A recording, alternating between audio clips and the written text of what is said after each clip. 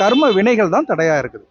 அப்போ அந்த வினையை நீக்கிறதுக்கு தான் ஞானிகள் மகான்கள்லாம் நமக்கு வழிகாட்டி இருக்கிறாங்க. அதை தான் பல ஆலய வழிபாடுகளாகவும் பூஜை புனஸ்காரங்களாகவும் பல விதமான சடங்கு சம்பிரதாயங்களாக நமக்கு காட்டியிருக்காங்க.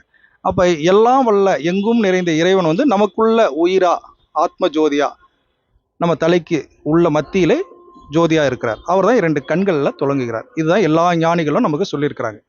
நாம் தெரிஞ்சுக்க வேண்டியது நம்ம உயிரை தெரிஞ்சுக்கிறதுக்கு தான் இந்த மனித பிறப்பை நம்ம எடுத்துக்கிட்டு வந்திருக்கிறோம். அப்போ அந்த உயிரை எங்கே நம்ம உணர முடியும், எங்கே நினைக்க முடியும், அந்த உயிர் ஒளியை நம்ம எங்கே பெருக்க முடியும் அப்படின்னா அந்த உயிர் ஒளி பெருகக்கூடிய துளங்கக்கூடிய இடம் 2 கண்மணி தான். அந்த கண்மணியில் தான் தகுந்த ஆசாரியர் ஒரு குரு மூலம் அந்த உணர்வு பெற்று திறக்கப்பெற்று கொண்டு கண் திறந்து வள்ளல் பெருமான் சொன்னபடி எல்லா ஞானிகளும் சொன்னதை வள்ளல் பெருமான் ரொம்ப எளிமையாக சத்தியஞான சபை கட்டி நமக்கு வெளிப்படுத்தியிருக்கிறாங்க. அப்போ நாம் கண் திறந்து நினைந்து நினைந்து உணர்ந்து உணர்ந்து நெகிழ்ந்து நெகிழ்ந்து அன்பே நிறைந்து ஊற்றெழும் கண்ணீர் அதனால் உடம்பு நனைந்து.